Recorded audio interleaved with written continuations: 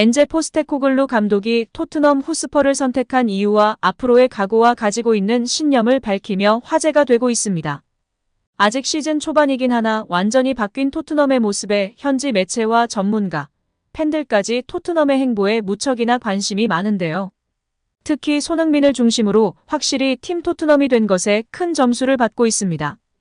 영국 토크스포츠는 12일 포스테코글루 감독과의 인터뷰를 공개했는데요.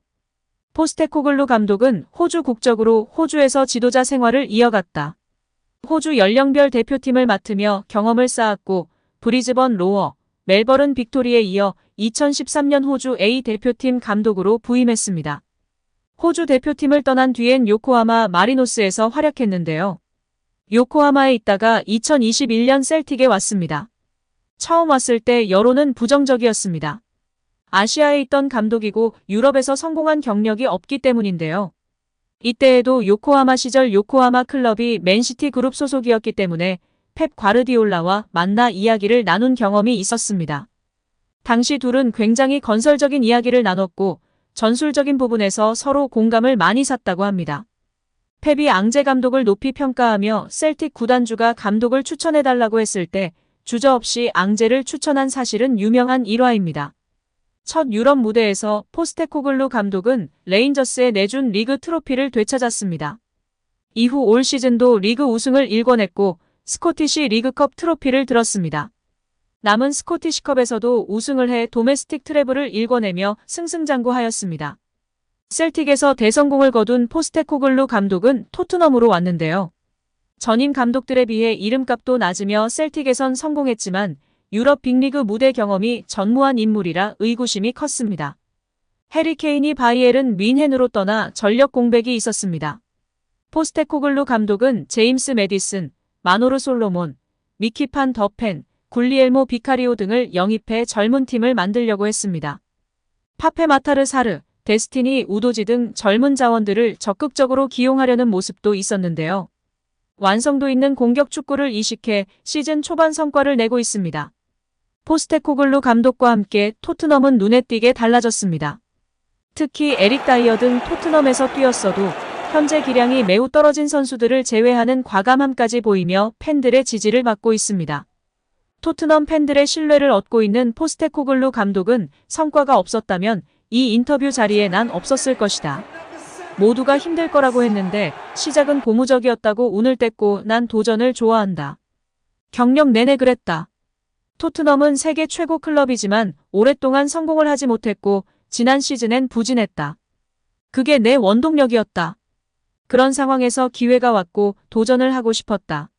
내가 토트넘을 선택한 가장 주된 이유이고 기회라고 생각했다고 토트넘에 오기로 결정한 까닭을 밝혔습니다. 또 어느 팀에 가도 내 축구는 같다. 매 경기 팬들이 흥미로운 경기를 하도록 하는 것이다. 팀이 성공할 수 있는 축구를 하는 것도 내 일이다. 성공은 지속 가능하지 않다.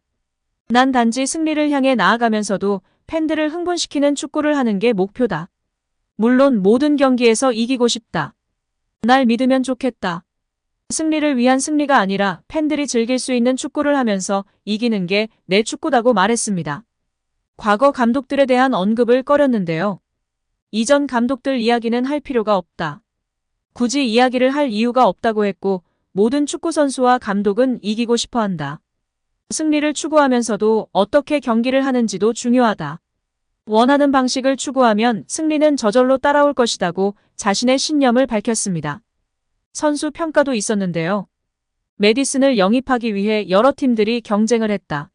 난 일찍이 매디슨을 점 찍었다. 매디슨은 토트넘을 성공으로 이끌 열정적인 사람이다. 지금이 매디슨, 토트넘 모두 성공을 할 수 있는 절호의 타이밍이라고 본다. 매디슨은 손흥민, 크리스티안 로메로와 더불어 라커룸 리더로서 중요한 역할을 하고 있다.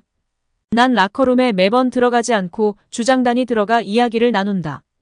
그런 분위기가 주를 이뤄야 한다고 이야기했습니다. 아직 초반이지만 확고한 자신의 신념과 철학을 바탕으로 전술적 이해도도 높고 펩과 같은 높은 라인을 통한 압박과 중원 숫자 싸움, 공격 축구 등의 키워드가 팬들의 마음을 사로잡고 있습니다. 우리 손흥민 선수와의 궁합도 좋은 것 같은데요. 부상 없이 멋진 모습 보여주길 응원하겠습니다.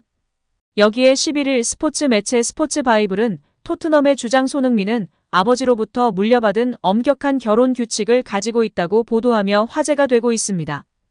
프로축구 선수 출신으로 알려진 손흥민의 아버지 손흥정 씨는 손흥민 선수가 어렸을 때 4시간씩 기합을 주며 엄하게 훈련시킨 것으로 유명합니다. 손흥민이 월드클래스라는 주장이 나왔을 때는 강하게 반박하며 더 많은 것을 요구하기도 했는데요. 그중 하나가 결혼 규칙입니다. 손흥민이 분데스리가 함부르크와 레버쿠젠에서 뛰었던 당시 은퇴할 때까지 결혼해서는 안 된다는 규칙이 아버지의 가장 강력한 입장인데요. 손흥민은 자신의 직업이 최우선이 되어야 한다고 느끼기 때문에 아버지의 입장에 동의하고 있다고 합니다. 과거 가디언과 인터뷰에서도 아버지도 이렇게 말씀하시고 저도 동의합니다라고 했습니다. 이어 결혼하면 1등은 가족, 아내, 아이들, 그 다음이 축구가 될 것이라며 은퇴할 때나 33, 34이 되어도 가족과 오래 살 수 있다고 했는데요. 축구팬들은 프로페셔널한 손흥민 부자의 멘탈이 훌륭하다며 칭송하나 과연 손흥민 선수가 누구와 결혼하게 될지 궁금증이 높은 상황입니다. 또한 우려하는 것은 손흥민 선수가 다른 선수들처럼 33, 4세 은퇴할 수준이 아닐 거라는 건데요. 어린 시절부터 철저하게 자기 관리에 힘쓴 손흥민 선수는 운동 회복 능력이 남다르다라는 평가를 받고 있습니다. 이에 지밖에 모르고 철저히 개인 관리를 해온 호날두급으로 선수 생활을 할 수 있을 터인데 그럼 37세까지는 기본일 텐데 그럼 결혼은 언제 해야 하는지 걱정이 되는 것입니다. 그렇다고 33, 4세 은퇴하면 안 되고요. 과연 어떻게 될까요? 여기에 영국 공영방송 BBC는 11일 팬 보이스 코너를 통해 토트넘 팬 작가 존 웨넘의 기고 글을 소개했습니다. 그는 토트넘 전문 팟캐스트 릴리 화이트 로즈를 운영하며 SNS 9만 팔로워를 거느린 인플루언서인데요. 웨넘은 토트넘이 프리시즌 불안하게 출발했지만 막상 뚜껑을 열어보니 새로운 리더십 속에서 성공적으로 진화하고 있다고 기뻐했습니다. 그는 토트넘은 나쁜 날씨 탓에 혼란스러운 프리시즌을 보냈다. 개막 직전에는 해리 케인이 바이에른 뮌헨으로 떠났다.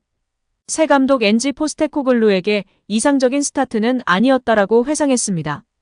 하지만 토트넘은 개막 전 브렌트포드 원정에서 2대2로 승점 1점을 챙긴 뒤 3연승인데요. 홈에서 맨체스터 유나이티드를 격파하고 본머스와 벌리 원정에서 연달아 이겼습니다. 4라운드까지 프리미어리그 2위로 올라선 상황입니다. 웨넘은 새로운 지도자 손흥민이 캡틴을 맡았다. 크리스티안 로메로와 제임스 매디슨이 부주장으로 선임됐다. 개막 전에 토트넘이 경기장에 나왔을 때 마치 새로운 팀이 탄생한 것 같았다. 역동적인 분위기로 메뉴를 잡았다. 정말 인상적인 내용이다라며 만족감을 나타냈는데요. 그는 토트넘이 이번 시즌 충분히 챔피언스리그에 복귀할 수 있는 티오피사를 노릴만 하다고 기대했습니다. 웨넘은 토트넘은 유럽 대항전이나 국내 컵대회 경기가 없다. 이를 고려하면 일주일에 한 경기에만 집중할 수 있다. 나는 토트넘이 5위가 가능하다고 본다. 그렇다면 더 높은 목표를 세우지 않을 이유가 없다라며 적은 경기 수가 오히려 도움이 될 수 있다고 희망했습니다. 웨넘은 공격적인 전방 압박 축구는 보는 즐거움이 있다. 서포터들은 엔지볼을 좋아한다라며 응원을 보냈습니다. 오늘도 시청해주셔서 감사합니다. 늘 건강하시고 더 좋은 영상으로 찾아뵙겠습니다. 구독과 좋아요도 잊지 마시고 부탁드립니다. 감사합니다.